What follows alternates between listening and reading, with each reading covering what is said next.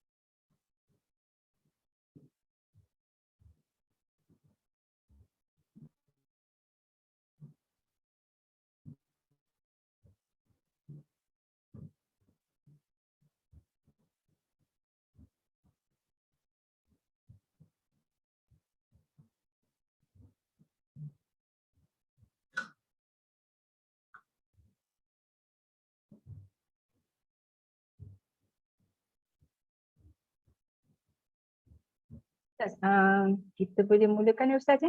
Dah 10-6 minit dah. Okey. Assalamualaikum warahmatullahi wabarakatuh. Alhamdulillah, salatu wassalamu ala Rasulillah. Wa man tabi'ahu wa mawalah. Subhanaka la ilma lana illa ma 'allamtana innaka antal alimul hakim. La haula wala quwata illa billah. Amma ba'd. Kak Syida, ibu-ibu, cik-cik puan yang saya kasihi sekalian. Alhamdulillah, kita syukur pada Allah Azza wa Jalla. Dia berikan kita umur yang panjang, kesihatan yang berterusan ya, dan juga kesejahteraan minda untuk meneruskan aktiviti kita pada pagi ini. Alhamdulillah. InsyaAllah kita sambung pengajian kita dalam memahami hadis-hadis yang telah disusun oleh seorang ulama yang besar, Al-Imam Muhammad bin Ibrahim bin Ismail bin Ibrahim bin Al-Mughirah. Muhammad bin Ismail bin Ibrahim. Betul ke? Saya dah tertukar dah. Nama tak sebut nama asal dia. Cuba kita lihat isim Al-Imam Al-Bukhari rahimahullah. Ya. Muhammad bin Ismail. Betul. Muhammad bin Ismail bin Ibrahim bin Al-Mughirah bin Bardizbah Al-Ju'fi Al-Bukhari. Ya. Baik. Yang lepas ingat lagi tak puan-puan sekalian, ibu-ibu, apa tajuk yang kita bincangkan yang lepas? Apa ingat?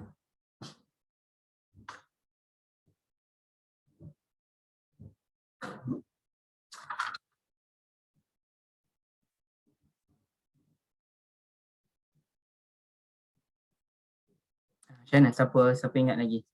Kita bincang topik apa yang lepas? Cintakan Allah dan Rasul lebih dari diri sendiri. Kurang tepat sikit Ifah, ada sikit lagi. Kena betulkan sikit je. Lebih daripada ibu bapa dan anak. Lebih daripada bapa dan anak. Bukan itu maksud saya. Ifah sebut tadi cinta Allah dan Rasul Macam mana Ifah? Yang betulnya cinta Rasul je kita bincang, bukan cinta Allah dan Rasul. Cinta Rasul melebihi segalanya Jadi Allah tu kita tak bincang yang lepas ya.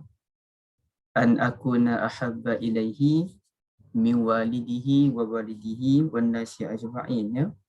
Baik, hari ini kita akan lihat hadis yang berkaitan dengan halawatul iman. Halawah ni dia asal perkataan halwun, yakni manis ya.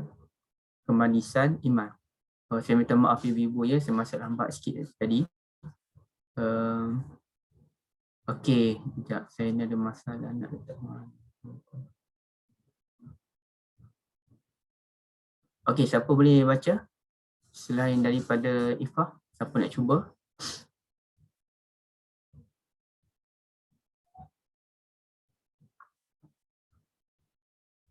Kak Ana cuba Kak Ana.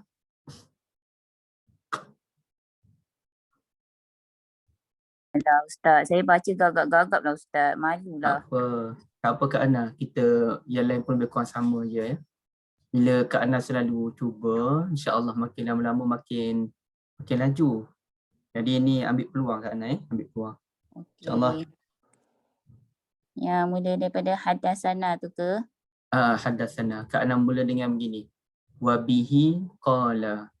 Wabihi qala hadasana Muhammad ibnul Musanna. Betul ke Ustaz? Betul. Qala hadasana Abdul Wahhab apa tu Ustaz? As-Saqafi. Okey.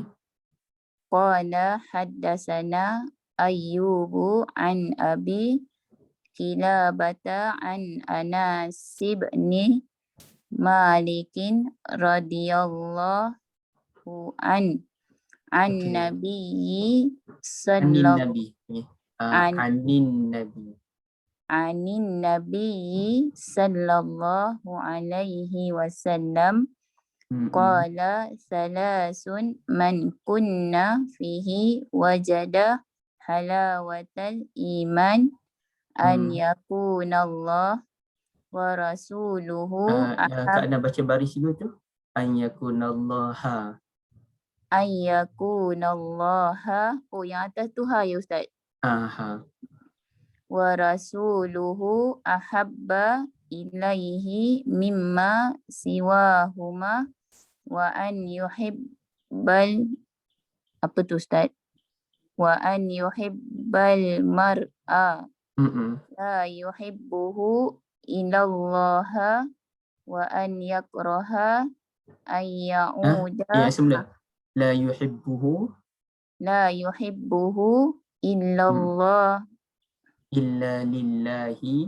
Illa lillahi wa an illa lillah. Okey. Wa an yakraha an ya'uda fil kufri kama yakrahu an yukzafa finnar. Ada lagi. Okey, alhamdulillah, barakallahu fikum. Okeylah tu Kak Ana, cantik dah tu. Mungkin ada orang lain boleh cuba lagi. Kita dalam kelas kita ni kita bukan sekadar kita nak dapat ilmu dari sudut syarahan hadis. Kalau boleh kita pun nak ambil skill dia ya, skill membaca hadis ya. Kalau nanti kita nak baca hadis ni balik, kita pun ada keyakinan lah insya-Allah. Okey, siapa nak cuba? Puan Azizah, ada Puan Azizah?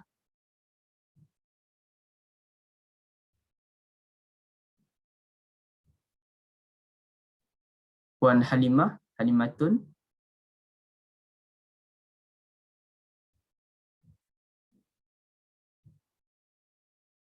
Okey. Puan Mazlina? Cuba ya Ustaz. Cuba alhamdulillah. Yang ketiga baru menyahut. Okey, silakan Puan Mazlina. Mula dari atas ke Ustaz? Ginilah Puan Mazlina ambil terus Anas bin Malik. Anas. Sini.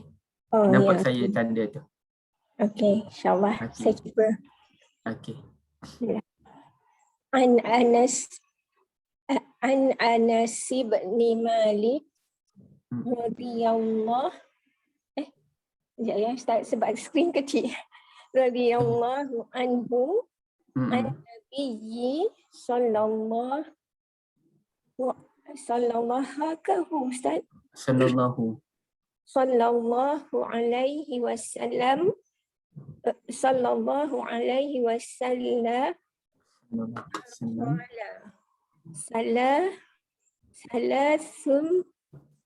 salasun man kunna fihi wajada halawatal apa Ustaz? Iman. Mm-mm. Ni an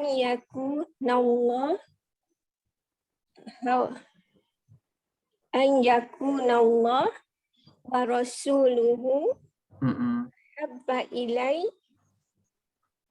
mimma siwahuma Okay. wa an yuhibbal mar'a la yuhibbu illa yuhibbu illallah Illa lillah. illa lillah Ustaz. Mm-mm. Oh, la yuhibbu illa lillah Mm-mm. an yakraha an ya'uda fil kufri kama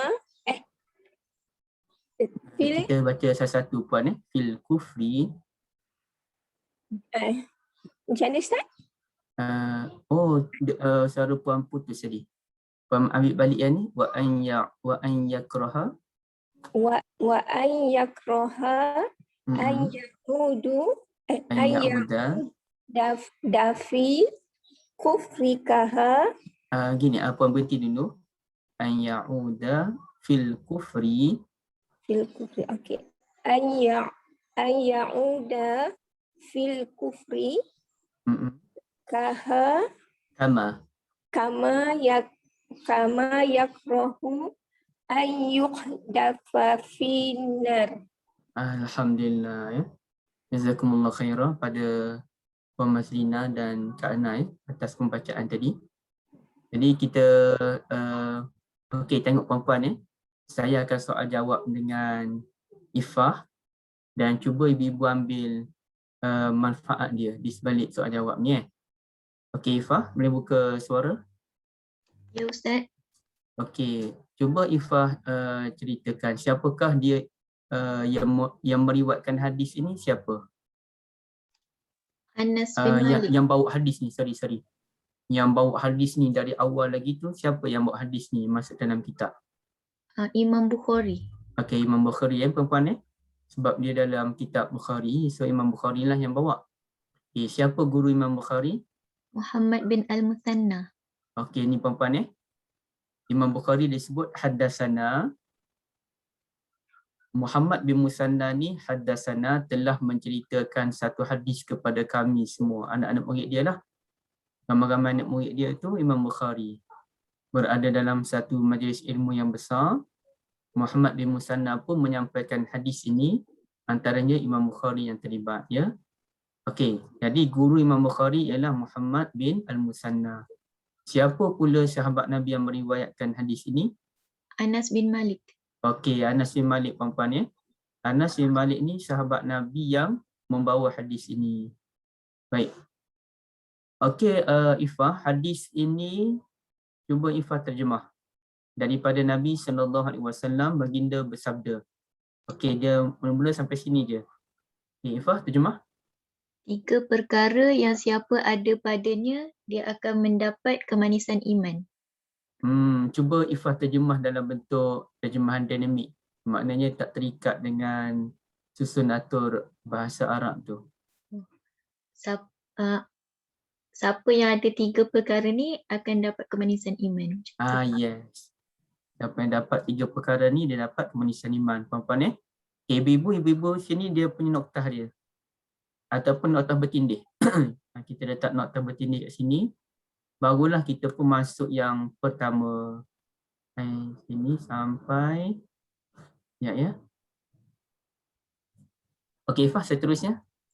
Yang pertama, menjadikan Allah dan Rasul lebih Itu terjemahan Arabik sangat tu, menjadikan Allah dan Rasul tu. Okey, yang pertama Allah dan Rasulnya lebih dicintai daripada selainnya. Menyintai Allah dan Rasul. Menyintai Allah dan Rasul lebih daripada segala-galanya. Okey. Itu satu. Yang kedua, Yang kedua, mencintai seseorang kerana Allah. okey, menyintai seseorang kerana Allah. Okay, Ibu, yang pertama kita sayang kasih pada Allah dan Rasul melebihi segala-galanya. Yang kedua kita kasih kepada seseorang. Seseorang tu okey apa? Kita kasih pada seseorang kerana Allah. Okey, yang ketiga, Membenci untuk kembali kepada kekufuran seperti mana membenci daripada dicampak ke dalam neraka. kita benci kembali kepada perangai-perangai yang buruk, pada nilai-nilai kekufuran, sebagaimana kita pembenci kalau kita dicampakkan ke dalam neraka. Artinya kalau kita ni tak suka dicampakkan ke dalam neraka, jauhilah perkara-perkara yang buruk kan. Betul tak? Okey, terima kasih banyak Ifah. Jazakumullah khairah. Okey, sekarang ni kita dengan Kak Syida pula. Kak Syida, dalam hadis yang kedua ni, wa an yuhibbal mar'a la yuhibbuhu illa lillah. Puan-puan ya, kalau saya bercerita, kalau saya seorang bercerita, dia ilmu tu dia tak melekat. Apa Ustaz? Dia konsep nak melekat ilmu ni, lepas kita cerita, contohnya saya belajar, lepas saya belajar tu saya kena menyampaikan pula pada orang lain, baru dia lekat. Begitu juga ibu-ibu belajar, ibu-ibu cuba interaksi, ibu-ibu sampaikan idea dan sebagainya, baru benda tu lekat dalam kepala. Kita ingat kita dah ingat, faham lah. Tapi rupa-rupanya dalam sehari dua hari kita dah lupa apa benda lah yang aku belajar tadi. So nak tak nak kita kena kongsi, kita kena berinteraksi, baru kita boleh lekat insya-Allah. Okey Kak Syida. Yang kedua ni mengikut terjemahan Ifah tadi, hendaklah kita kasih kepada seseorang itu tidak lain dan tidak bukan kerana Allah. Ya. Jadi seseorang tu al-mar'ah. Al-mar'ah tu diterjemahkan sebagai seseorang. Kita kasih kepada seseorang tidak lain dan tidak bukan kerana Allah. Okay, seseorang tu siapa Kak Ifah? Kak Syida. Al-mar'ah. Al-mar'ah tu mencintai seorang kerana Allah. Mungkin sahabat-sahabat kita. Sahabat-sahabat kita lagi? Ahli keluarga Ustaz. Ahli keluarga. Kaliku Ustaz. Ataupun apa jawapan yang paling mudah? Hadis yang lepas Ustaz dah bahas seseorang itu kedua ibu bapa kita kan. Yes. Bahasa mudahnya seseorang itu sesiapa sahajalah. Sesiapa sahaja merangkumi ibu bapa, anak-anak. Alamak, ada orang datang. Siap.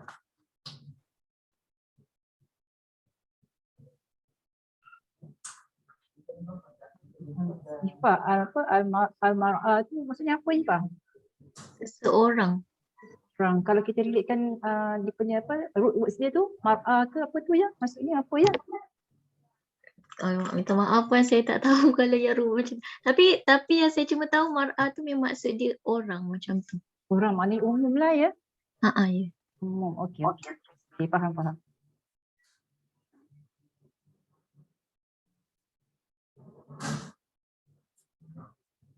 Bagus Ustaz buat macam ni kan. Kita akan fokus, kita akan ingat dekat lah. Bukan belajar nak main-main, nak sekadar kita duduk dekat majlis ilmu je, tapi untuk long term. Kurang-kurangnya dalam kubur nanti, macam ni lah. Dia Allah buka balik skrin. Pernah duduk majlis ilmu belajar hadis. Okey, sorry ada orang terbarang pula, saya kena ni lah. Okey, maknanya seseorang itu merangkumi kesemua orang lah, ya, termasuk ibu bapa, anak-anak, nak ambil nak kata muslimin dan muslimat, ya. Baik. Okey, jadi sekarang ni kita kena faham dulu maksud dia tu secara umum, ya. Jadi sini kalau kita maksud Nabi ni ialah halawatul iman, kemanisan iman. Mana kalau kita nak rasa kemanisan iman, kita kena buat 3 perkara ini. Ya. Okay. Lain-lain tu, kalau contohnya orang kata, kalau kita solat, dia tak rasa kemanisan iman ke? Okey, macam mana puan-puan? Jawapan dia. Sekarang ni dalam bab ini solat tak ada. Hendaklah kamu solat, ya, baru kamu rasa kemanisan iman. Nabi tak sebut gitu. Jadi adakah solat itu bukan kemanisan iman ataupun bagaimana ibu-ibu? Selalunya bila Rasulullah baca hadis, dia menunjukkan pada suatu keadaan, satu ketika yang berlaku pada ketika itu. Okey. Maknanya masa tu Nabi pentingkan 3 benda ni, gitu. Okey. Solat tu penting. Solat tu memang ada kemanisan iman, tapi mungkin sebab masa perbincangan hadis ni, situasi dia lebih pada suasana yang berhubungan antara sesama manusia. Okey. Okey, saya faham jawapan Kak Syida. Okey, macam Puan Aminah sebut juga, bukan ini saja, ada banyak lagi. Cuma Nabi nak sebut 3 benda ni dulu. Okey, tapi saya rasa belum menepati lagi. Jawapan itu mungkin dalam hadis yang lain. Contoh Nabi kongsi ada 4 tanda orang munafik. Okey, adakah 4 tanda tu saja? Tak, ada lagi tanda yang lain. Okey, saya setuju. Cuma Nabi hari itu nak kongsi ada 4 tanda tanpa menafikan tanda-tanda yang lain. Tapi sekarang ni dalam hadis ni, saya tak rasa itu jawapan dia. Saya rasa ada jawapan lain lagi. Okay, siapa boleh share jawapan yang lain selain daripada yang Kak Syida dan Puan Aminah kongsikan?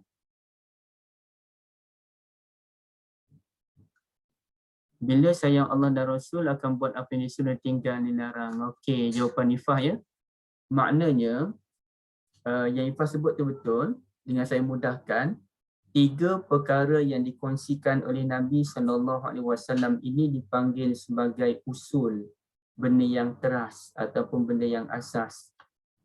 Bila sebut benda yang asas ataupun benda yang usul ni, artinya keseluruhan yang lain tu dia termasuk dalam 3 benda ni. Kalau boleh ibu buat dia punya ikutlah bentuk peta minda ke, nak bentuk gambar rajah ke, apalah ya. Solat itu dia termasuk dalam bab an yakunallaha wa rasulahu ahabba ilaihi mimma siwahuma. Kita sayang Allah dan Rasul lebih segala-galanya. So Allah suruh solat, kita solatlah. Habis tu zakat pun termasuklah kerana ia perintah Allah dan Rasul sallallahu alaihi wasallam. Berbuat baik kepada ibu bapa termasuklah dalam wa in yuhibbal mar'a la yuhibbuhu illa lillah.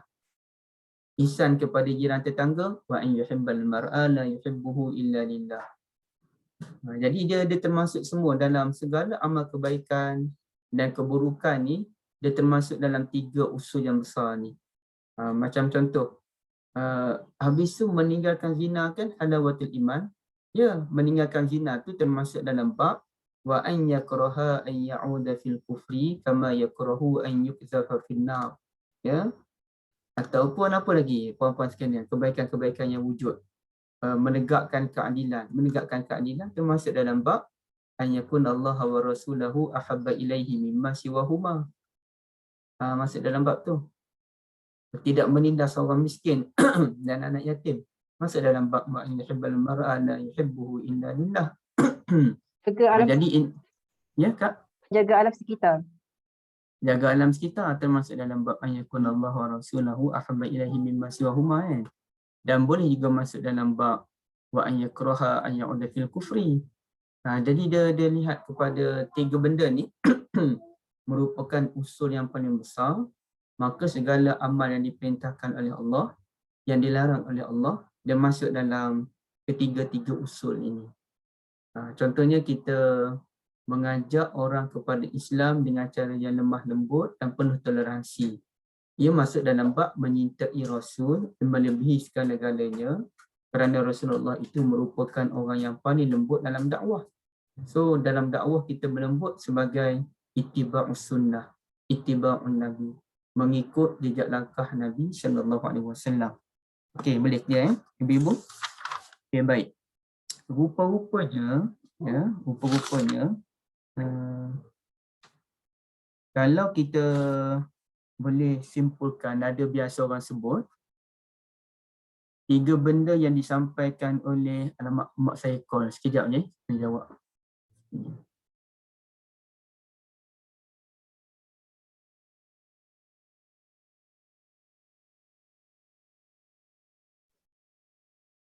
Boleh lah Ustaz share lah hadis ni dekat grup. Bagi senang kita nak faham, kita nak baca. Dekat skrin nanti hilang macam tu je nanti. Di kelas tak tahu dah, tak ingat dah hadis apa yang kita belajar. Nak mencari dekat Google pula. Betul tak Ipa? InsyaAllah Ustaz cakap kita salin sikit-sikit kan Kak Syidah. Hadis tu ada, kalau hadis tu ada, kita lagi senang nak ingat tahu apa yang perkataan-perkataan yang Ustaz bagi kat kita tahu. Kalau boleh Ustaz, setiap kali podcast Ustaz share dekat grup hadis yang kita belajar tu kan. Walaupun dia tak nak share nota dia mahal. Nota dia guna untuk e-book semua kan. Tapi tak apalah, tapi kalau dia hadis tu, dia share kat grup, kita boleh bincang dekat grup. Kan, kalau kita dapat hadis tu, kita tengok kita dah belajar. Boleh berkongsi-kongsi. Okeylah. Minta Ustaz tolonglah share hadis. Tak nak share nota pun tak apalah kan. Tapi hadis yang kita belajar macam dan lepas ni kita macam blur. Tak ingat dah apa kita belajar. Walaupun kita ada nota tapi hadis tu ada apa. Kan? Nota Ustaz je ada. Dan tanya je mulalah cari-cari kan. Sebab kita tak mahir lagi buat hadis baru nak belajar kan. Baru PKP ni lah yang kita belajar serius sikit kan. Memang tak mahir pun tapi alhamdulillah kita sekarang itu. Tapi sebab macam ni kan ada hadis tu. Kurang-kurang bila dekat grup nanti bila ada situ ada, kita boleh, insyaAllah kita boleh buat rujukan lah hadis ni. Ni kan lepas kelas, lepas blur je, tak tahu apa yang nak belajar. Hadis tak ada nak tengok. Sabar je Kak Syidah ni. Itu setiap kali. Okey Ustaz, sorry. Sorry, mak telefon kena jawab lah kan. Okey. Dia masuk dalam bab wa yuhibbal mar'a la yuhibbuhu illa lillah tu. Contoh yang baik. Kalau dalam bab solat pun kita kena berhenti. Kelas ni pun sekadar berhenti 1 minit 2 minit boleh lah kan. Kecuali mak nak sembang panjang, boleh kita beritahu minta maaf pada kelas, kita sembang lepas ni. Baik, sekarang ni kesemua benda ni dia ada istilah, dia sebut begini. Saya tulis kat sini. Dia panggil at-tahalli. Saya tulis bahasa Arab dulu yang popular lah. At-takhalli. Kenapa tak tukar lagi ni?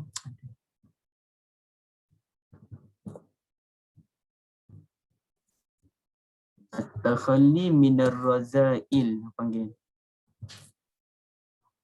Okey, 1. Alamak. Tulis sini elok.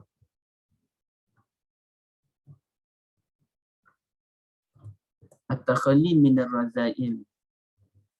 1. Yang kedua dia panggil at-tahalli.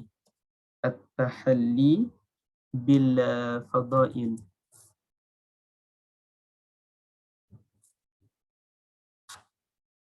Kemudian barulah jadi summa tajalli. Summa at-tajalli. Okey, nampak tak ibu-ibu? Dia panggil at-takhalli minar razail wa at-tahalli bil fadail summa at-tajalli. Ataupun dalam dia punya point dia 3 ni je, at-takhalli wa at-tahalli summa at-tajalli. Okey, baik, apa maksud dia tu? Ini biasa orang-orang sufi guna, tapi dia satu orang panggil apa, pernyataan yang diterima pakai oleh kebanyakan orang. At-takhalli minar razail berarti mengosongkan segala jiwa kita ni daripada segala kotoran. Itu dipanggil at-takhalli minar razail. Mengosongkan jiwa kita daripada sembarang bentuk kotoran. Wat-tahalli bil fadail. At-tahalli itu samalah dengan perkataan halawatul iman ni. Halawah at-tahalli. Halwa ni. At-tahalli bil fadail, menghiasi diri kita dengan amalan-amalan yang baik, ya. Menghiasi diri kita dengan amalan-amalan yang baik. Baik, itu yang kedua ya. Summa tajalli. At-tajalli ni maknanya terserlahlah dia punya kebenaran. Setelah kita mengosongkan jiwa kita daripada kotoran, setelah kita membersihkan jiwa kita dengan keimanan, At-tajalli ni maknanya kalau dari sudut yang spesifik, Allah pun akan memberikan barakah dari sudut ilmu, dari sudut akhlak, daripada sudut kehidupan. Maka terbukalah pintu-pintu hikmah dalam diri kita. Tersingkaplah rahsia-rahsia ketuhanan. Bukanlah maksud tersingkap rahsia ketuhanan tu secara pelik-pelik. Maknanya kita makin mengenal Allah, membuatkan kita makin hidup dalam keadaan yang baik. Ya. Bila makna kita dibuka ilmu-ilmu yang baru, dengan ilmu yang baru itulah kita berbakti kepada manusia, kita membuat kebaikan kepada alam ini. Ya. Sebagai contoh, orang yang memperjuangkan alam sekitar yang Kak Syida sebutkan tadi. Setelah orang yang memperjuangkan alam sekitar ni berjuang habis-habisan untuk alam, dan maknanya dia mendekatkan diri kepada Allah dengan memperjuangkan alam sekitar, satu masa nanti Allah akan tajalli. Allah akan buka lagi ilmu pada dia, membuatkan dia tahu macam mana cara penjagaan alam sekitar yang lebih baik, yang lebih efektif. Kalau dulu nak bersihkan sungai ambil masa 10 tahun sebagai contoh, maka dah jumpa dah teknologi nak bersihkan sungai bagi sesebuah negeri ambil masa 5 tahun, ambil masa dalam 3 tahun. Itu dipanggil tajalli yang dikurniakan oleh Allah Azza wa Jalla kepada hamba-hambanya. Okey, baik. Jadi sekarang ni ibu-ibu, kita pergi kepada poin yang pertama. Ya. Poin yang pertama, an yakunallah ahabba ilaihi mimma siwahuma. Cinta kepada Allah lebih daripada segala-galanya. Dan benda ni berat. Kita tak nak bincang benda yang terlalu berat. Kita nak bincang benda yang praktikal sesuai dengan kita. Okay, baik. Cinta pada Allah ni dia terbahagi kepada dua bahagian. Satu benda yang fardu, yang kedua benda yang sunat. Ya. Benda yang fardu dan benda yang sunat. Okey, baik. Siapa yang boleh nak kongsikan? Benda yang fardu tu apa? Benda yang sunat tu apa? Okay, siapa yang adanya? Ada satu nama yang unik ditulis dalam bahasa Arab ni. Nurul Farhana. Dia Puan Farhana ada, Puan? Ya, Ustaz. Okey, Puan, nama Puan Farhana Ya, saya. Okey, baik. Saya boleh tak saya tulis sikit satu benda? Ataupun saya cuba buka kat sini, Puan. Cuba Puan tengok. Okey.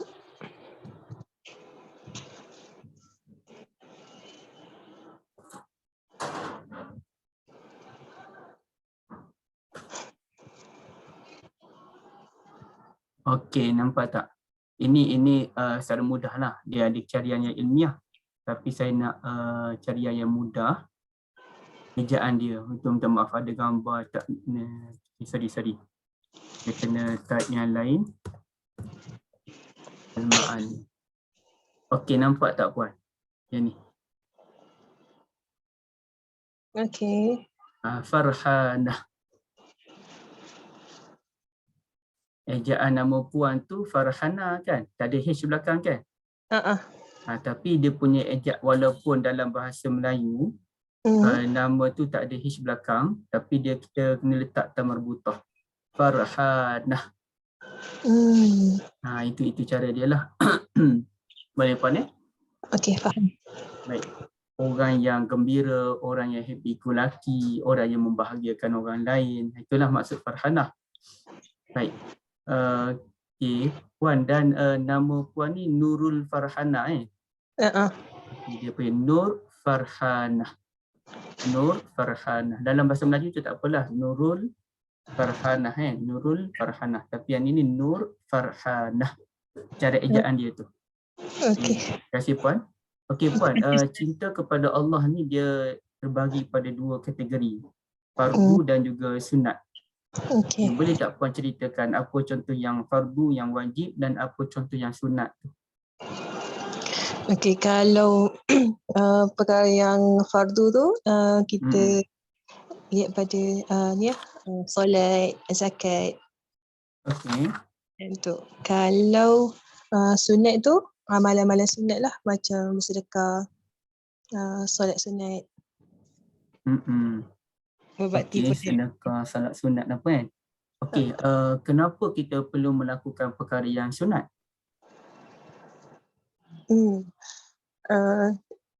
Kalau saya kefahaman saya lah Ustaz kan. Tak apa.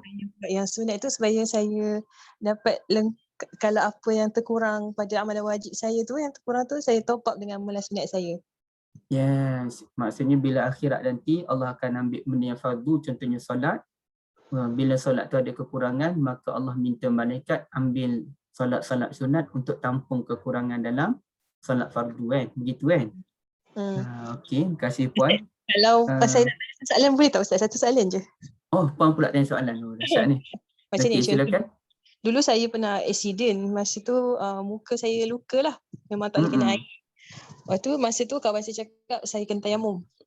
Waktu saya just tayamum je, just tak, maksudnya anggota wuduk yang lain yang boleh kena air tu, saya tak basuh.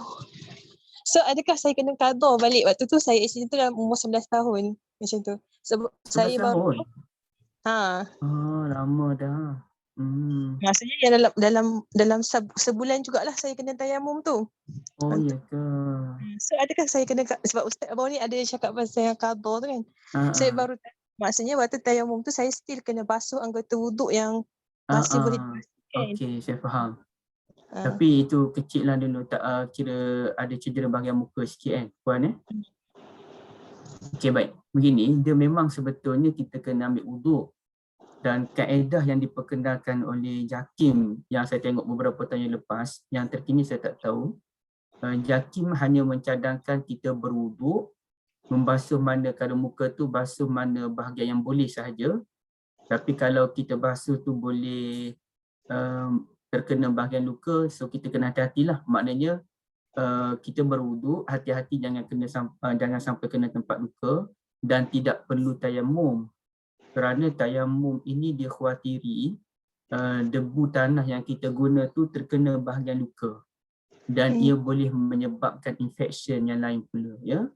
So saya setuju yang tu, walaupun mazhab Syafi'i menyatakan kena berwuduk plus tayamum, itu mazhab Syafi'i. Tapi saya rasa yang langkah paling selamat ialah hanya berwuduk, tidak perlu tayamum, bahagian luka tu elakkan. Baik, tapi sekarang ni Puan hanya tayamum, tidak berwuduk pun kan? Atas ajaran seseorang. Maka solat ambil wuduk yang digunakan dengan cara yang tak betul, disebabkan kita ni dengar je ajaran orang tanpa kita pun tak tahu, kita pun umur 11 tahun masa tu, maka solat itu dianggap sah dan tidak perlu qada semula ya. So, jangan bimbang lah Puan, cuma kita tampun dengan solat sunat kalau ada kekurangan lah, tapi secara hukumnya solat itu sah, tak ada masalah. Okey, terima kasih Ustaz. Okey, sama Puan. Terima kasih banyak atas jawapan Puan. Okey, kalau saya tanya Kak Syida, antara benda yang fardu ialah menunaikan haji kan, bagi sesiapa yang berkemampuan, dan kemampuan tu merangkumi harta, kesihatan dan juga bebas daripada sebarang benda yang menghalang termasuk wabak dan sebagainya. So kalau kita ada kekurangan dalam haji, kita nak tampung macam mana tu Kak Syida? Kalau dalam rukun haji, selalu kita dikenakan dam. Kena dam, itu kalau kita melakukan kesalahan. Tapi dalam haji ni kita ada kekurangan dari sudut kita pun bukan perform betul-betul pun, bukan dah kita buat haji tu makna sehabis yang terbaik. Kita ada kekurangan tu. Kekurangan dalam haji tu kita nak tampung bagaimana? Adakah perlu kita mengerjakan umrah? Okey. Lepas tu tampung dengan solat-solat sunat yang Allah janjikan ganjaran pahala berkaitan dengan haji. Okey, terima kasih banyak Kak Syida. Dia insya-Allah amalan sunat yang lain pun boleh menampung kekurangan yang ada. Cuma dia yang pentingnya, yang utamanya ialah kekurangan dalam solat ditampung dengan solat, kekurangan dalam puasa ditampung dengan puasa, kekurangan dalam zakat ditampung dengan sedekah. Zakat fitrah tak boleh ada kekurangan lah. Contohnya kod ada kekurangan dalam zakat pendapatan contohnya kan. Kekurangan dalam bab apa lagi? Dia mesti ditampung dengan benda yang sama, paling baik lah. So kalau ada kekurangan dalam bab haji, contohnya dulu-dululah kita pergi haji, kita muda lagi, kita semangat tak kuat, Masa buat haji kita zikirnya tak banyak, kita talbiyah pun tak banyak, kita sekadar buat bagi lepas je. Maka ia boleh ditampun dengan amalan yang lebih kurang sama. Amalan yang lebih kurang sama tu contohnya umrah, kata Kak Syida tadi, ataupun kita memberikan juga sumbangan kepada orang menunaikan haji. Dengar je, ada ni kawan kita nak tunaikan haji ni, jemaah Ahsanul Amalan nak tunaikan haji. Kita pun pergi, bagi tahu kawan kita, aku ni dulu buat haji zaman-zaman muda, tak perform betul-betul. Jadi aku nak tampung baliklah sikit sebanyak, ambillah duit dalam 200-300 ni untuk tampung pembelanjaan kau yang pergi buat haji tersebut. Jadi dia pun ambillah duit 200-300 tu, kita bagi pada dia supaya dia dapatlah guna sepanjang dia berada di Mekah tu. Maknanya kita memberi bantuan kepada orang menunaikan haji, memudahkan sedikit urusan dia pun jadilah, ya. Jadi itu pun salah satu cara lah untuk menampung kekurangan yang ada. Dan begitulah dalam bab-bab yang lain. Okey, baik, sekarang ni cinta kepada Allah ni dia merangkumi perkara yang wajib dan perkara yang sunat. Begitu juga cinta kepada Nabi SAW pun merangkumi perkara yang wajib dan juga perkara yang sunat. Cinta pada Nabi pun dia terbahagi pada dua, iaitu perkara yang wajib dan perkara yang sunat. Apa contoh tu perkara yang wajib? Cinta pada Nabi yang wajib tu apa dia? Tuan-tuan dan puan-puan sekalian.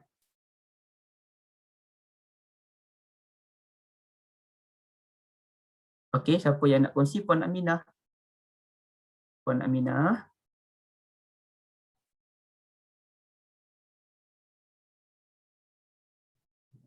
Tak ada Puan Aminah. Ada Ustaz, ada. Okey, Puan Aminah, barakallahu fikum. Apa khabar Puan? Sihat-sihat, alhamdulillah. Alhamdulillah. Okay, macam mana Puan? Apa contoh cinta kepada Nabi dalam bab perkara yang sunat, yang wajib, yang wajib? Yang wajib ni apa? Apa ni, mengikut ajaran Nabi. Mengikut ajaran Nabi. Contoh, apa ni, Nabi membaca Quran. Membaca Quran dia benda yang sunat kan?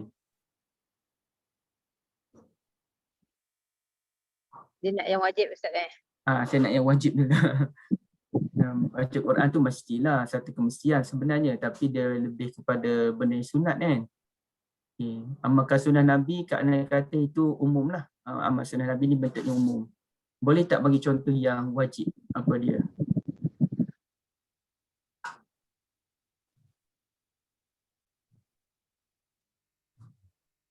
Okey, siapa yang boleh bantu Puan Aminah? Silakan. Apa Puan Aminah? Apa yang Nabi suruh buat lah Ustaz? Apa Ya? ni, taat pada perintah Allah. Taat pada perintah Allah, betul. Tapi dia lebih pada Allah pula kan? Walaupun sebenarnya dia saling berkait je, ya.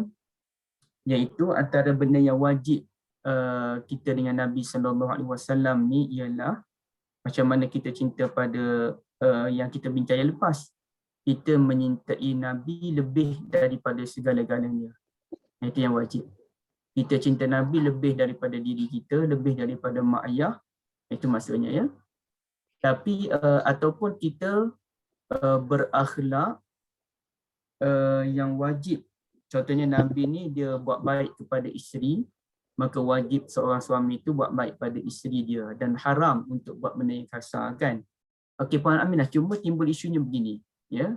Isunya begini, iaitu kita ni cinta kepada Nabi lebih daripada segala-galanya. Termasuklah kita ni nak amal sunnah Nabi SAW. Itu tanda cinta kita kepada Nabi, ya. Apa contoh sunnah Nabi ni yang sunnah Nabi yang besar? Antara sunnah Nabi yang besar ialah kita macam mana ya? Macam mana saya nak buat contoh yang betul-betul praktikal yang berlaku ni? Itibak ke Ustaz? Ya? Itibak. Betul lah, itibak tu. Itu lain. Saya nak buat contoh tentang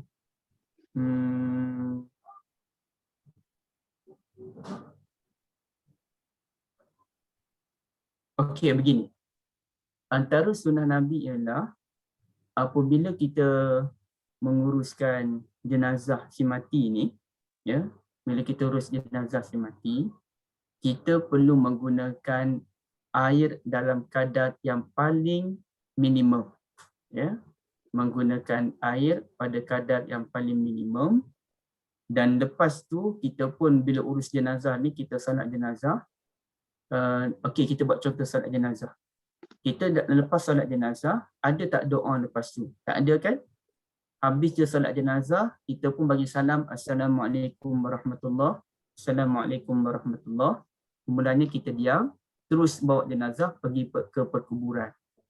Tapi praktikal kalangan masyarakat kita ialah, kalau kita tidak berdoa, maka orang akan panggil janggal lah. Macam mana pula lepas salat jenazah tak ada zikir sedikit, tidak ada doa. Jadi ia akan menimbulkan kejanggalan kalangan masyarakat. So Puan Aminah, macam mana kita tu dalam bab ini? Tidak berdoa selepas salat jenazah ialah sunnah Nabi. Tapi dalam masa yang sama, berdoa selepas salat jenazah tu merupakan tabiat masyarakat sekeliling kita. Kita nak berdoa ke, kita tak nak berdoa? Sebab kita kena cinta Nabi lebih daripada segala-galanya ni. So kita nak berdoa ke, kita tak nak berdoa? Macam mana Puan Aminah?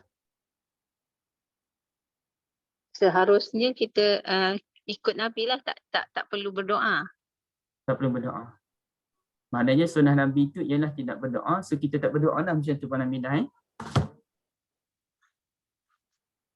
Ustaz, bukan Rasulullah selalu suruh kita berdoa ke Ustaz?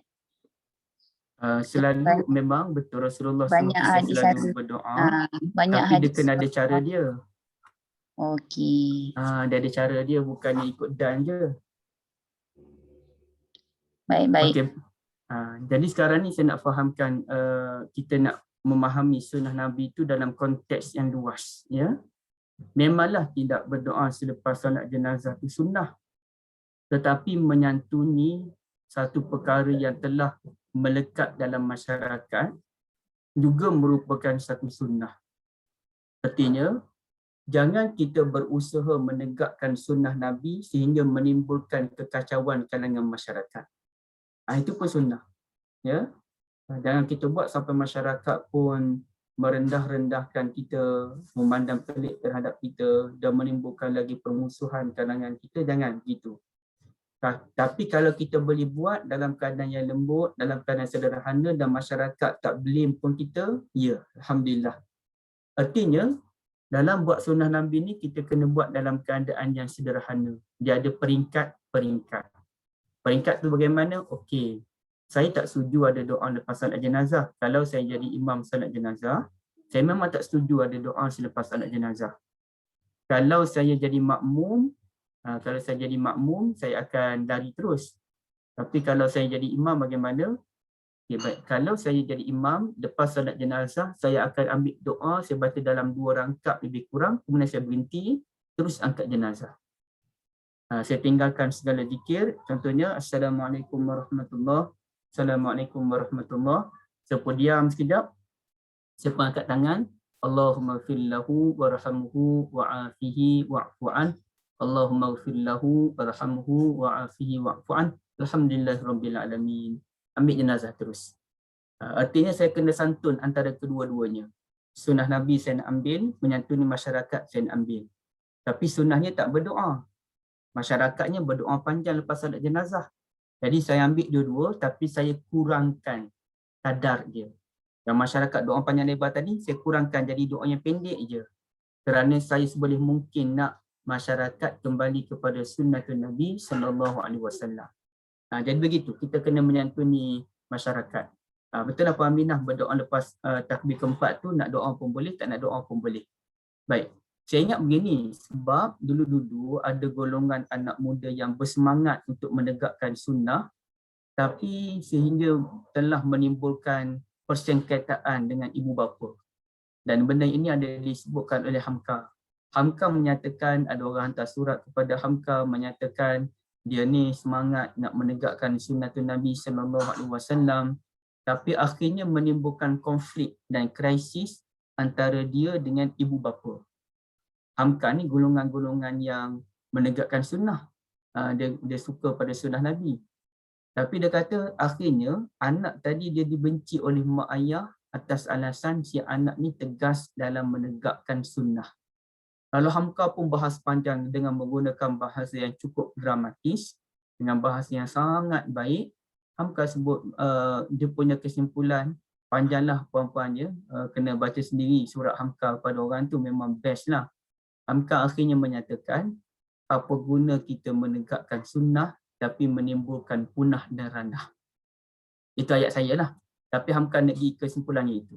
Apa guna kita menegakkan sunnah tapi keadaan kita pun jadi punah dan ranah. Kita bergaduh dengan mak ayah, kita bergaduh dengan orang sekeliling. Itu bukan sunnah. Sunnah Nabi ni dia mesti fitiba'i sunnah najah. Dalam menegakkan sunnah mesti ada kejayaan. Mesti orang bahagia dengan sunnah. Itu sunnah. Artinya kita santuni masyarakat, warga dengan baik sehingga akhirnya semua orang cinta kepada sunnah Nabi dalam segenap aspek. Sebab itu saya ada terangkan pada ibu-ibu, jangan kita melihat sunnah tu dalam bentuk ibadah khususiyah sahaja. Tapi jangan lupa sunnah dari sudut akhlak. Berbuat baik pada orang, menyantuni orang, apa Aminah sebut menegakkan sunnah kena guna hikmah, berlembut, bagi penerangan cara yang betul, mengambil masa. Maknanya kita buat perubahan tu secara panggil tadarruj ataupun tadrij, peringkat demi peringkat. Bukannya terus melakukan perubahan secara total, akhirnya masyarakat menolak kebaikan itu sendiri. Jadi dia kena pelan-pelan, itu cara dia. Dulu Nabi SAW bila buka kota Mekah, Nabi pun ada sebut satu impian Nabi yang tidak tercapai. Nabi kata kepada Ummul Mukminin Aisyah radhiyallahu anha, kalau ikut saya lah, saya nak ubah keadaan struktur Kaabah ni sebiji jadi balik pada zaman Nabi Ibrahim alaihissalam. Kerana Kaabah ni dia telah mengalami banyak kali kerosakan disebabkan banjir. Dulu-dulu kan berlaku banjir banyak kali kan. Dan Kaabah rosak, orang buat balik. Jadi berlakulah dia punya perubahan pada struktur Kaabah tidak sebiji sama dengan zaman Nabi Ibrahim. Yang sekarang ni saya tak tahu. Ya, sekarang ni saya tak tahu. Saya tak ikut perkembangan sejarah Kaabah tu. Baik. Jadi Nabi Muhammad ni cita-cita dia biarlah kedudukan struktur Kaabah tu sama dengan zaman Nabi Ibrahim.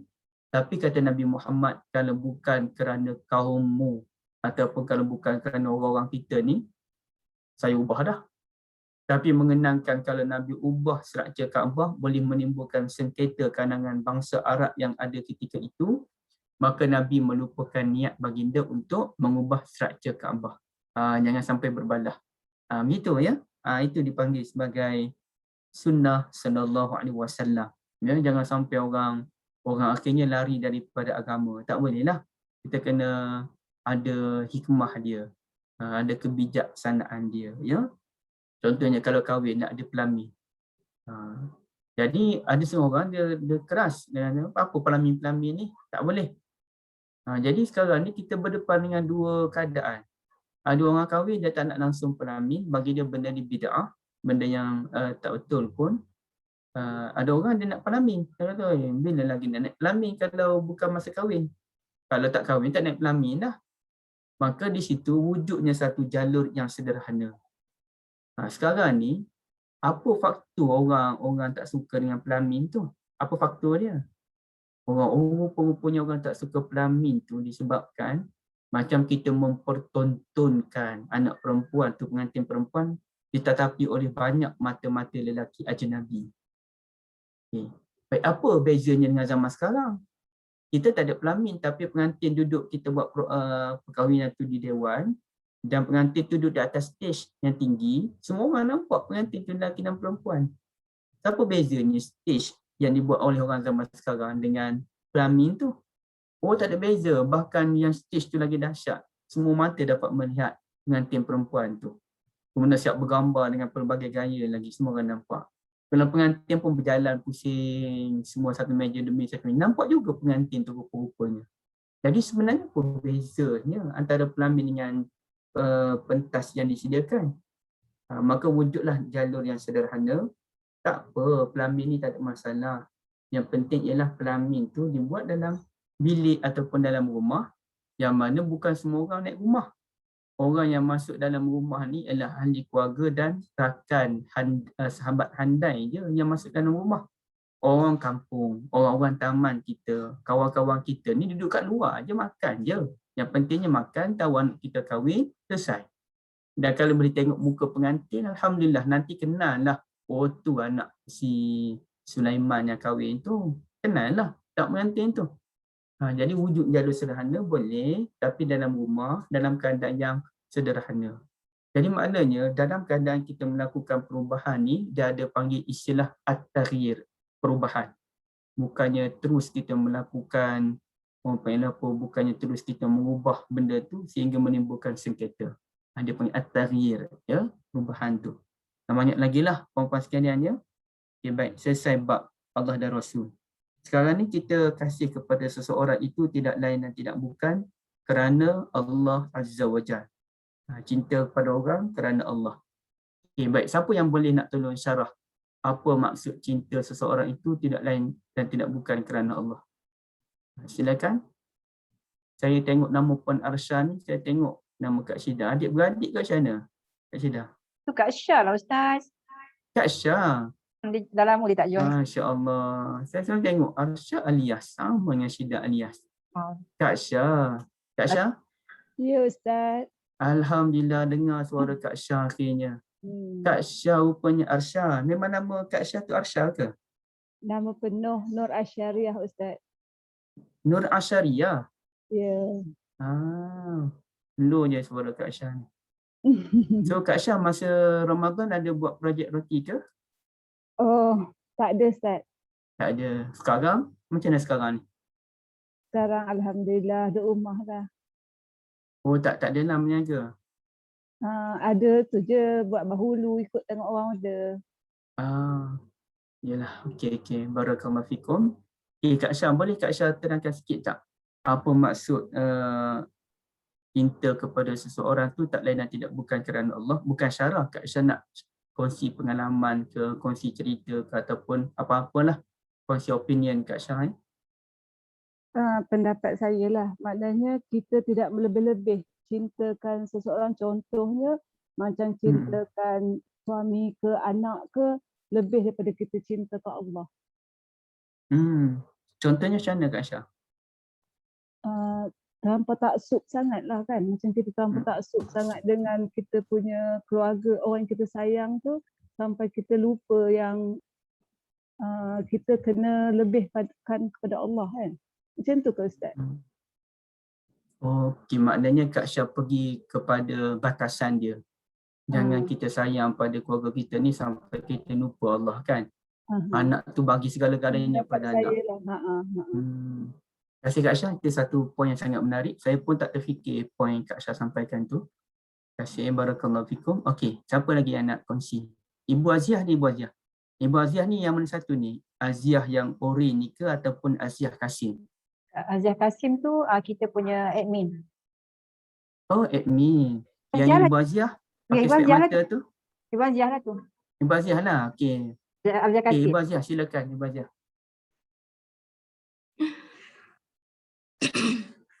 Bagi saya, lama tak dengar suara Ibu Aziah ni. cinta kepada seorang tu kita, contohnya lah kita mencintai ahli keluarga kita. Yang terdekat adalah suami, anak-anak. Kita mencintai itu, hendaklah kita ingat, macam Asyar tadi dah sebut pada batasannya, mungkin kita akan menganggap seseorang tu adalah yang ditakdirkan, yang direzekikan oleh Allah untuk kita. Jadi kita mencintai itu mengikut ketetapan Allah lah. Okey.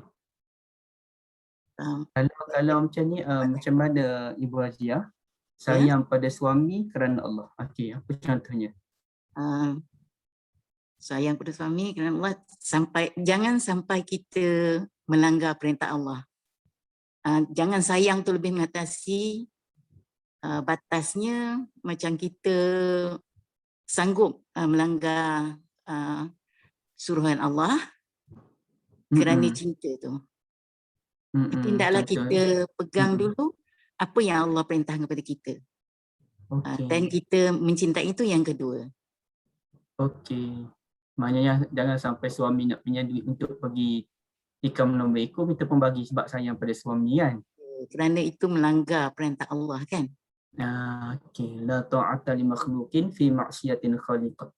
Tiada ketaatan kepada makhluk dalam bab maksiat kepada pencipta kan.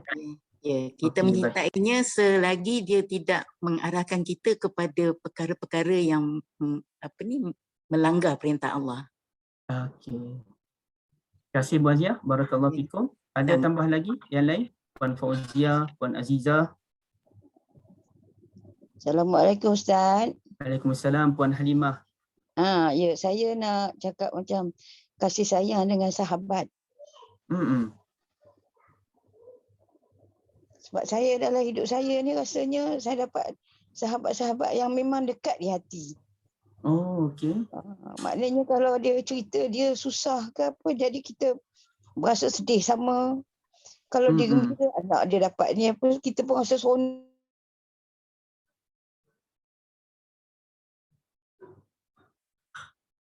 Teruskan, Puan Halimah.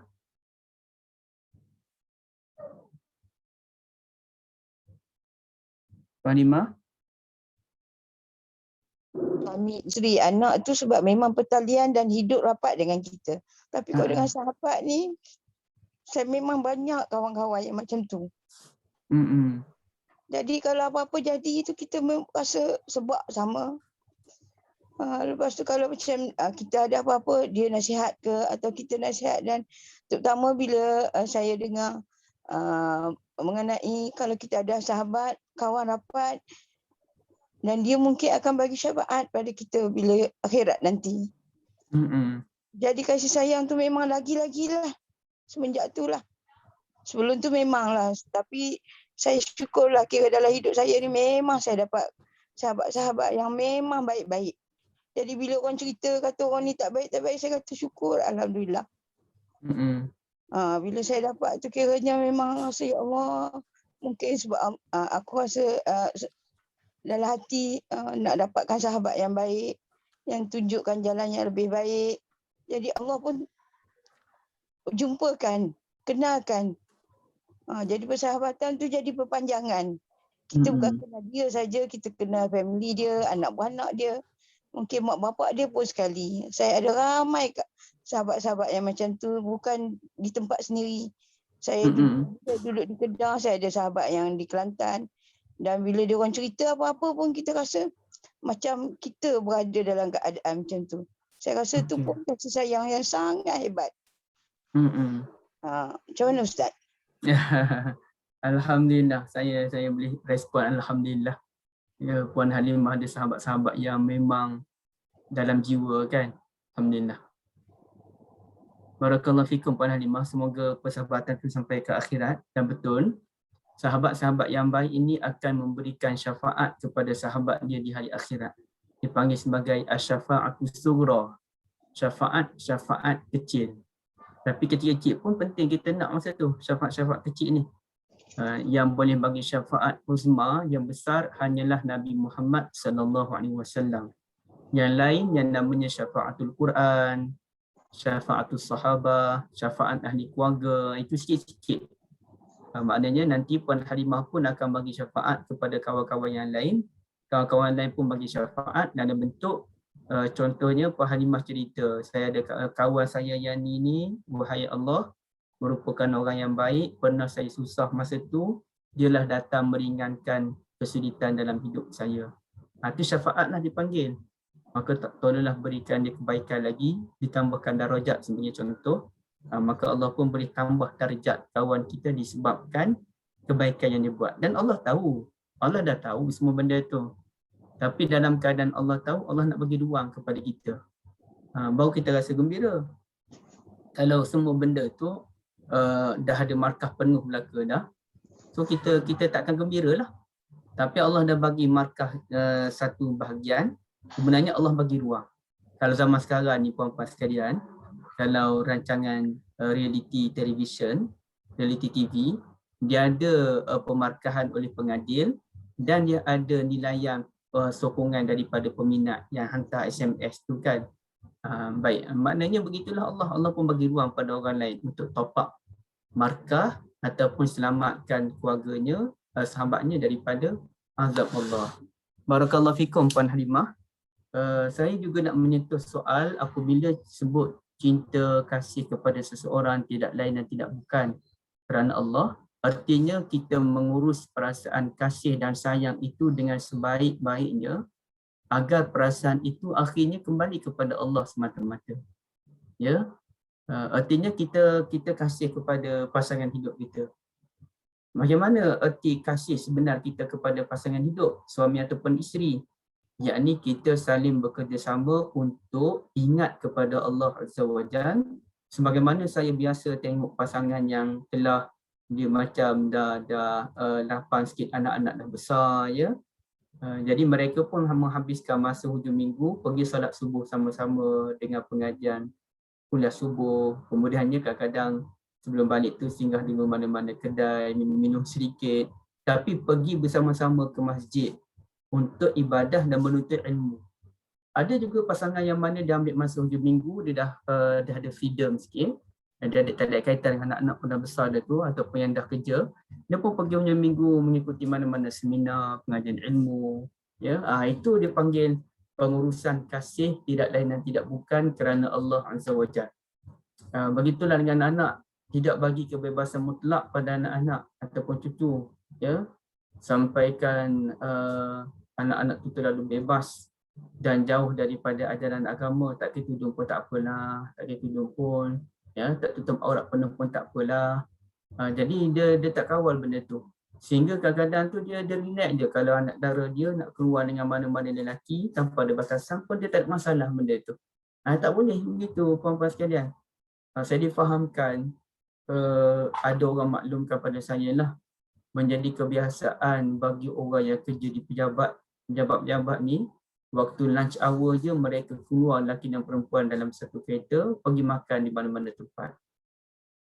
Situ duduk bergurau senda secara berlebihan ya, sedangkan mereka tu suami orang, isteri orang. Kalau bukan suami dan isteri orang pun mereka sahabat, yang perempuan tu anak dara orang. Jadi kalau keluar makan sama-sama dalam keadaan terkawal, itu tak apa. Tapi keluar tu dalam satu kereta dalam keadaan tak terkawal, duduk berhimpit guna yang tu yang kita rasa agak janggal. Dan benda tu dianggap biasa oleh sebahagian orang. Bagi dia benda tu biasa je, apa yang peliknya. Dia tak ada batasan. Tak boleh begitu. Kita kena hati-hati. Begitu juga kita macam mana kita cinta seseorang tu, kita katakan jiran tetangga. Macam mana kita, ni Kak Ana pun sebut, pasal jiran kita macam mana. So kita tak boleh lah kita nak buat sampah yang berdekatan rumah dia, kita nak buat bising sehingga mengganggu jiran. Sehingga kan dah ada peraturan dia, kita dalam buat pembinaan rumah di taman-tamannya. Maknanya rumah ini dia tak boleh buat ketinggian tu pada paras tertentu, melainkan setelah meminta izin daripada jiran tetangga. Contohnya di MBSA Shah Alam ni, kalau kita nak tinggi rumah, contoh saya nak tinggi rumah sampai 3 tingkat sebagai contoh, sehingga tinggi daripada rumah orang lain, boleh, tapi dengan syarat mendapat pelepasan daripada jiran tetangga dan juga kemudian mendapat pelepasan di tingkat MBSA sebagai contoh. Kerana kadang-kadang dia boleh melibatkan soal cahaya matahari, angin, macam-macam benda lah yang boleh mengganggu jiran. Jadi benda tu dijaga.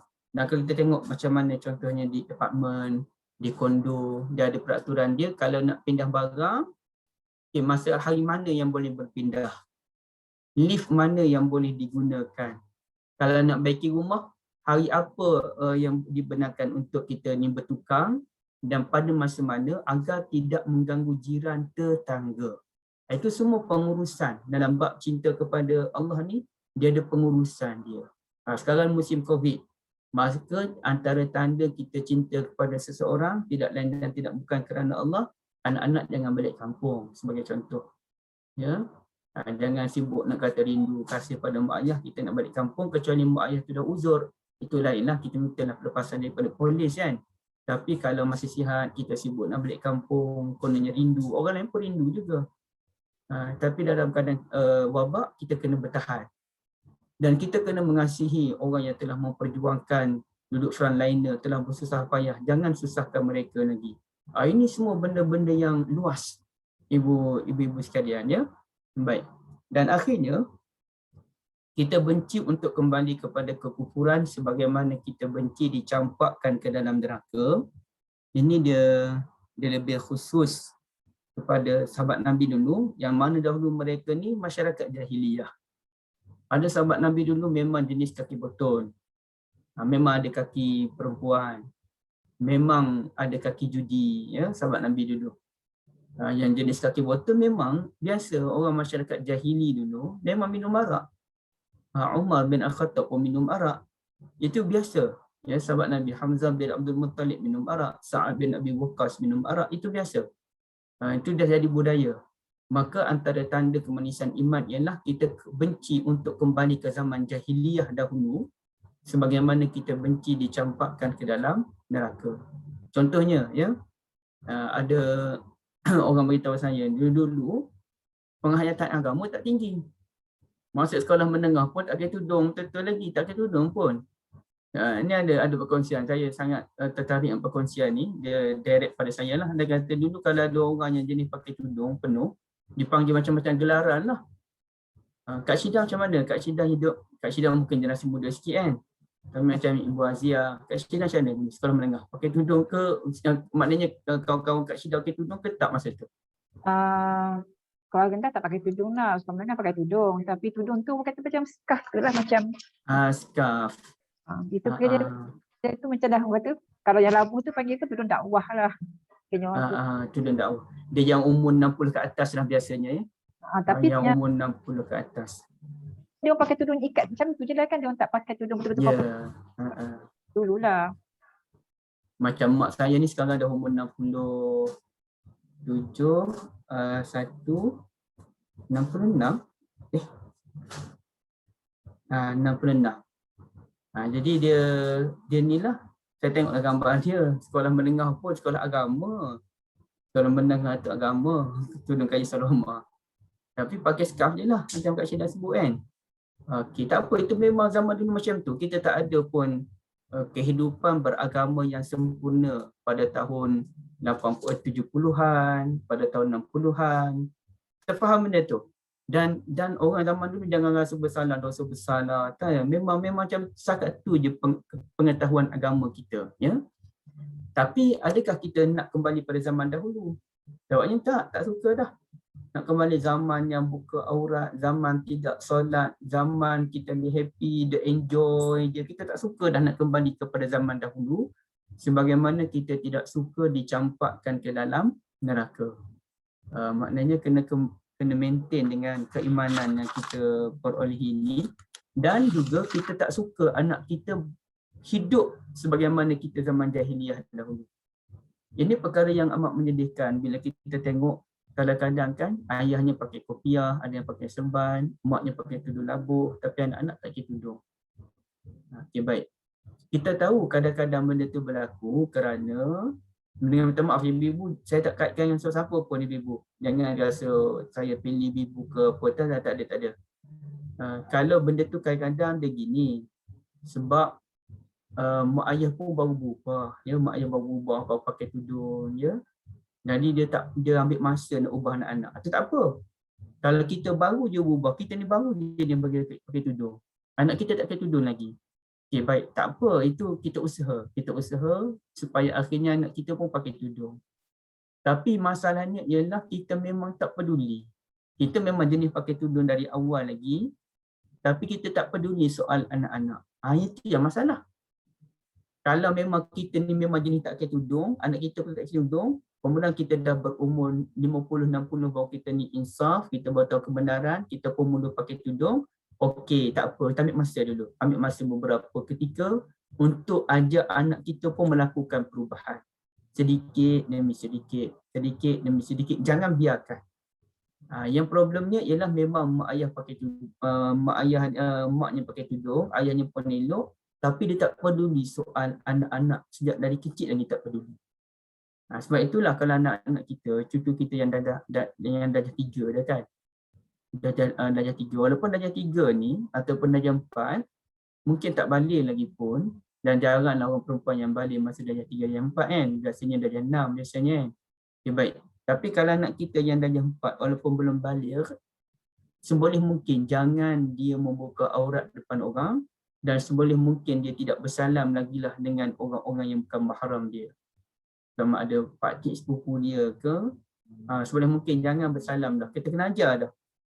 Orang ni boleh salam, orang ni tak boleh salam. Walaupun dia belum balik, walaupun dia kecil lagi, soal dia belum balik, soal dia kecil lagi, itu cerita lain. Pendidikan harus diberikan segera supaya nanti dia biasa dengan benda tu. Kalau tak dia akan rimas, kalau tudung tu dia akan rimas, panas lah asyik pakai tudung je, dia akan rimas. Jadi kita ni kena didik dia dengan biasakan dengan benda tersebut. Kita panggil pendidikan agama kan. Baik. Begitulah dengan ibadah, kita kena biasakan. Contohnya dengan minta maaf ibu-ibu ya. Saya mesti suruh keluarga saya mesti solat witir selepas solatul isyak. Kita sendiri buat solat ba'diyah dulu, tapi anak-anak solat witir. Jadi walaupun yang darjah 1 tu solat tak pandai lagi, tapi dia pun bangunlah ikut dan dia lah. Yang penting dia solatul witir. Kita biasakan diri dengan benda-benda sedemikian. Hal itu amat penting ibu-ibu sekalian ya. Membiasakan dengan kebaikan. Baik, kita buka perbincangan. Okey, silakan Kak Ana. Kak Ana nak tanya. Ya Ustaz. Baik, putus Ustaz. Bagaimana? Putus ke? Putus. Sekejap. Lah. Ya, dia masuk salah kod. Ustaz left group. Bukan left group. Ustaz terkeluar kot. Dia tekan kot, tunggu. Okey, ada Kak Ana. Ya, okey. Silakan Ana. Ustaz, tadi Ustaz kata lepas solat isyak, solat witir kan? Macam saya pula, saya suka buat solat witir paginya besok tu, macam saya bangun pukul 4 tu, saya akan buat solat witir. Boleh juga kan Ustaz kan? Yang terbaiknya dekat subuh lah witir. Pukul 5:30, 5:20. Sebab saya dah banyak kali dengar orang kata sebelum tidur buat solat witir. Jadi saya rasa macam kita jadi was-was pula sebab saya biasa witir tu sebelah pagi. Pukul 4 tu bangun, kita buat witir pagi tu lah dengan solat lain lah. Jadi bila dah kita dengar 2-3 orang cakap tu, kita rasa macam was-was pula. Kita ingat kita buat ni salah. Jadi sebenarnya yang terbaik tu adalah bila? Selepas isyak ataupun sebelum subuh? Yang mana yang lebih baik tu? Sebelum subuh yang terbaik. Sebelum subuh ya Ustaz Okey Ustaz, terima kasih. Bagi orang yang malas macam saya ni, sebelum tidur lah ataupun selepas ba'diyah isyak. Kerana dikhawatiri bangun lambat pagi tu. Tapi siapa yang jenis bangun pagi, 4-5 pagi dah bangun, maka elok dilewatkan solatul witir. Okey Kak Ana, ada soalan lain? Silakan. Ustaz, macam Kak Ana sebut tadi kan, dia ada hadis yang mengatakan solat witir pada awal malam tu dan baik. Ada yang mengatakan ujung malam tu waktu yang terbaik. Maksudnya alhamdulillah dengan pengajian hadis ni kita belajar untuk memahami hadis-hadis tu kan. Maksudnya hadis tu agar hadis tu Rasulullah bahas ketika dan suasana tu yang berbeza-beza. Ustaz betul tak Ustaz kan? Maksudnya kan kita sekarang ni bila kita dah belajar, kita kena moving forward lah ke depan sikit. Situasi hadis-hadis tu kita kena belajar lah. Mungkin masa tu sahabat-sahabat yang mungkin yang bekerja berat ke apa dia jumpa Rasulullah, advisekan dia untuk kalau macam tu keadaan kamu, better buat awal sebelum kamu tidur. Bagi sahabat-sahabat yang mungkin makan tinggi sikit, Rasulullah advisekan dia boleh buat waktu yang lewat sikit lah kan. Jadinya maksudnya Rasulullah tu dia banyak, bukan satu roti tu kita kena makan suku rata. Ustaz. Dia asasnya yang paling baik memang sebelum subuh.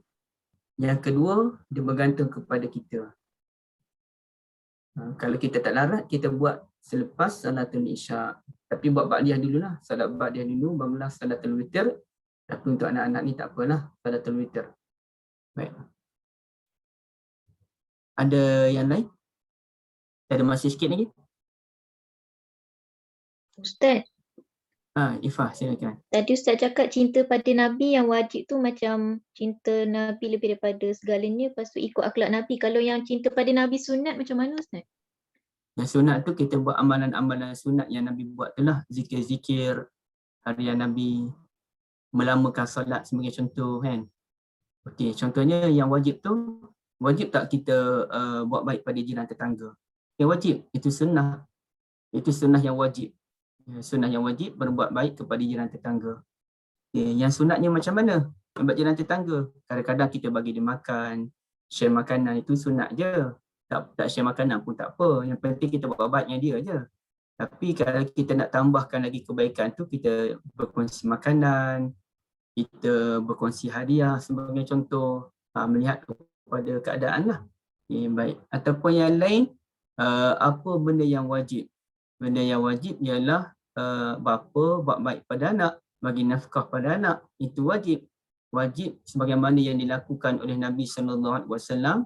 Nabi bagi nafkah pada anak-anak dia, maka kita pun wajib memberi nafkah pada anak-anak. Tapi yang sunatnya apa dia? Okey, sunat tu bagi hadiah kadang-kadang. Walaupun anak tu tak apa pun saja kita bagi hadiah. Okey, siapa yang solat penuh, kita nak bagi hadiah ni. Dalam sebulan ni solat penuh, kita bagi hadiah. Dia jangan anak darjah 3, tak acin lah. Anak yang darjah 1 kan, sebagai contoh. Siapa yang puasa penuh, bagi hadiah. Bagi hadiah tu sunat je. Sebagai galakan. Dipanggil at-targhib. Galakan melakukan benda-benda yang baik. Begitulah Ifah. Allahuakbar. Baik. Witir 1 rakaat je boleh. Al-Fatihah tak ada masalah. Ulama menyatakan witir 1 rakaat dibenarkan. Hanya ada mazhab Hanafi kot. Mazhab Hanafi menyatakan witir mesti 3 rakaat.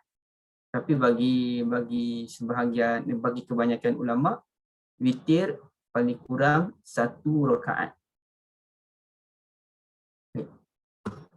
Ada lagi? Silakan.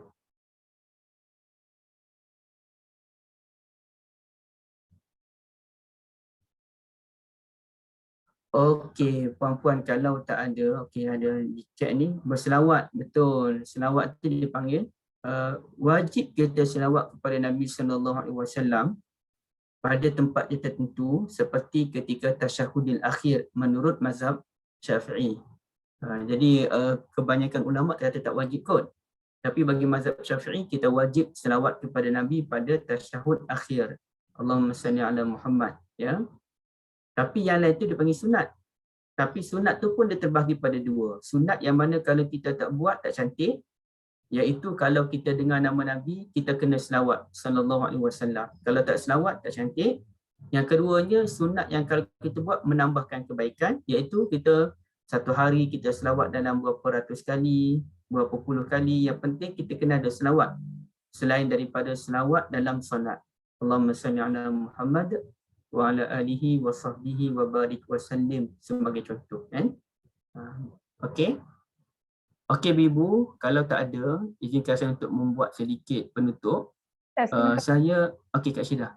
Okay, Ustaz, dalam cinta pada Nabi Muhammad SAW yang fardu tu, benarkan apa yang dibawa oleh Rasulullah itu wajib ke?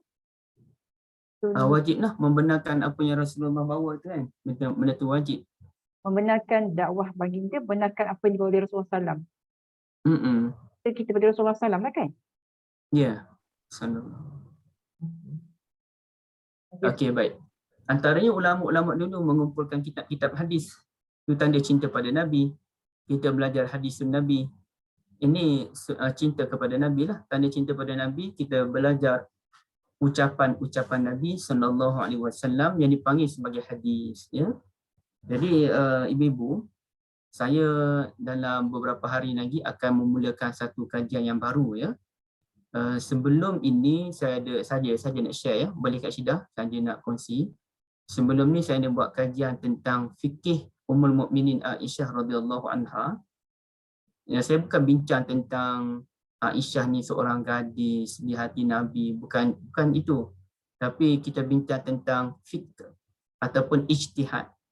ijtihad Ummul Mukminin Aisyah radhiyallahu anha. Jadi saya kumpulkan banyak berpuluh-puluh fatawi Aisyah radhiyallahu anha. Cuma dia dalam 20% dia saya belum tamatkan lagi.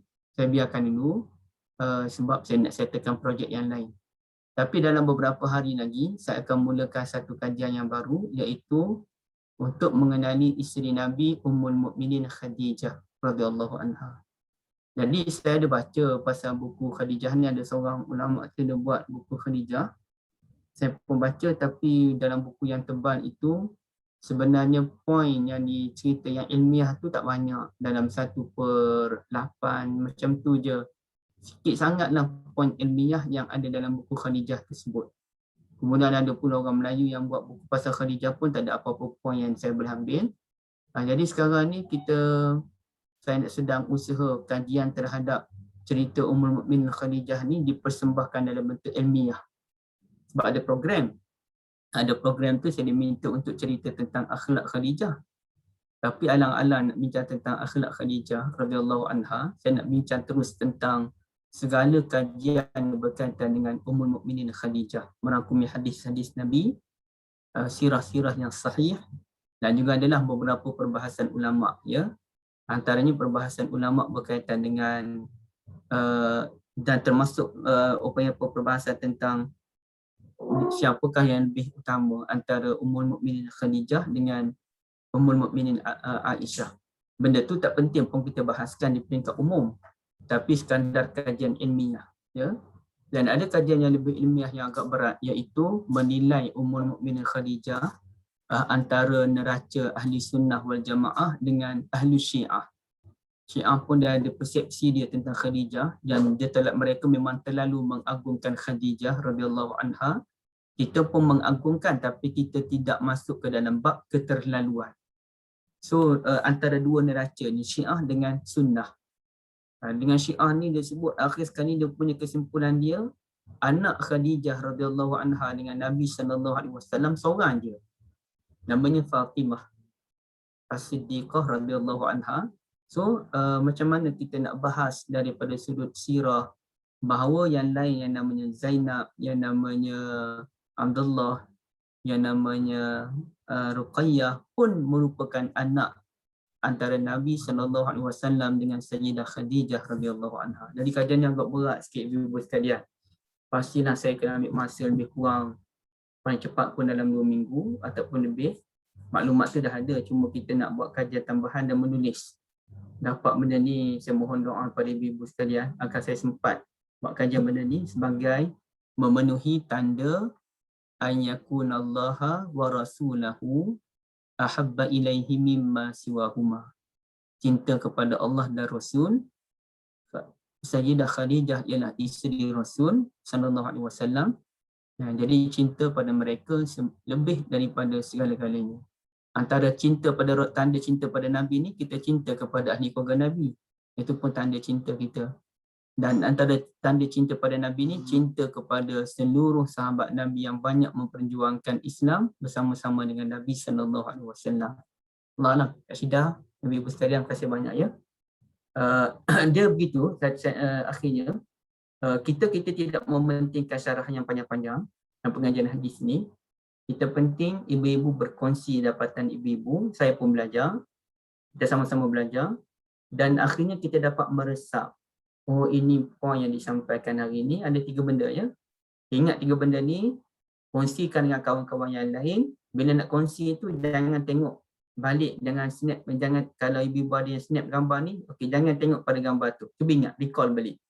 3 benda yang mana kalau kita buat, kita dapat kemanisan iman. Pertamanya, cinta pada Allah dan Rasul lebih daripada segala-galanya, cinta seseorang kerana Allah, dan benci melakukan perkara-perkara yang maksiat, sebagaimana benci dicampakkan ke dalam neraka. Kita kongsikan pada orang lain, insya-Allah. Lebih baiklah daripada kita duk hantar, share WhatsApp berantai yang entah datang dari mana tu, kan. Dan hadis ini merupakan hadis riwayat Sahihul Bukhari. Allah alam. Barakallahu fikum. Ustaz, ijtihad tu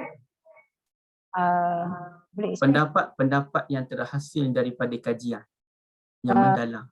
ijtihad tentang Aisyah radhiyallahu tu maksudnya pendapat-pendapat dia yang rajih, yang sahih itu macam Ustaz? Pendapat ilmiah Ummul Mukminin Khadijah. Aisyah. Aisyah.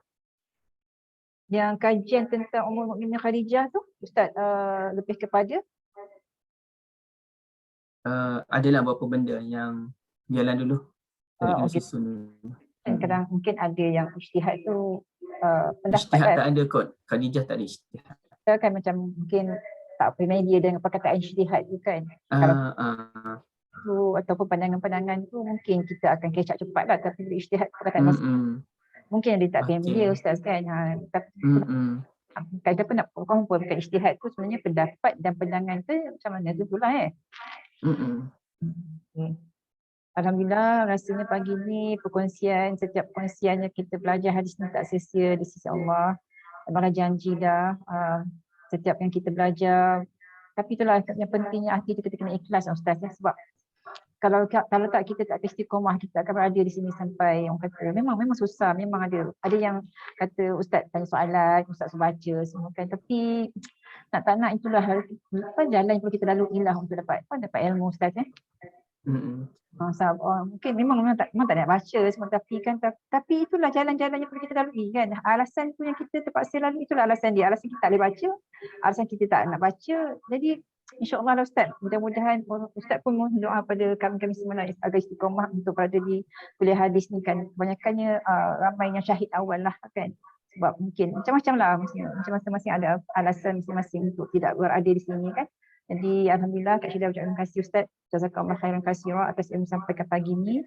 Cumanya Kak Syida doa pada Allah, minta Allah bagi kefahaman. Macam mana nak share to everybody kan benda ni. Dapat tapi macam tak confident sebab hadis ni kena faham betul-betul. Nanti kata korang tak faham apa kita sampaikan semua kan. Jadinya terima kasih sahabat-sahabat semua atas keadaan pagi ini. Mudah-mudahan apa kita dapat hari ini, kita orang kata tanda pada tiga kemanisan iman kita. Kemanisan iman kita berada di majlis ilmu, belajar hadis dan kita cintakan Rasulullah dan kita cintakan Allah dan Rasulullah lebih pada segala-galanya. Dan sahabat-sahabat kita juga insyaAllah akan memberi syafaat yang kecil pada kita di akhirat nanti, tanda kita pernah berada bersama-sama belajar hadis. Alhamdulillah. Terima kasih Ustaz atas keadaan pagi ini yang sampaikan. InsyaAllah kita bertemu lagi pada sesi yang akan datang Ustaz ya. Okey. Sahabat-sahabat nak saksikan sama kepada Ustaz? Silakan. Terima kasih Pak, tukang baca hadis. InsyaAllah dia jawatan tetap lah tu. Terima kasih Ustaz. Terima kasih semua ya. Terima kasih kepada jazakumullah khairan katsira. Terima kasih Kak Syida. Terima kasih Ustaz. Apa dia? Alhamdulillah. Lambat masuk ya? Tadi kelas Dr. Muhammad kan sambung. Apa habis? Kak Syida pun skip awal juga tadi kan sebab nak sambung ke kelas ini pula kan. Terima kasih ya Salina, terima kasih semua sahabat-sahabat. InsyaAllah mudah-mudahan dekatlah dekat hati yang Ustaz sampaikan walaupun susah kita nak hadam. Tapi itulah ada hikmah je kita belajar hadis ni. Tak semua ada kesempatan untuk belajar hadis kan. Secara detail Ustaz explain pada kita kan. Cuma sabar benda ni kan. Dia takkan datang kata berbalaya yang kepahaman tu. Ingat kita ikhlas, belajar semata-mata kerana Allah dan Rasulnya, insyaAllah Allah akan bagi kepahaman. Mudah-mudahan. Amin ya rabbal alamin. Terima kasih semua. Terima kasih Azia. So kita endkan sesi pagi ni dengan tasbih kafarah dan surah Al-As ya.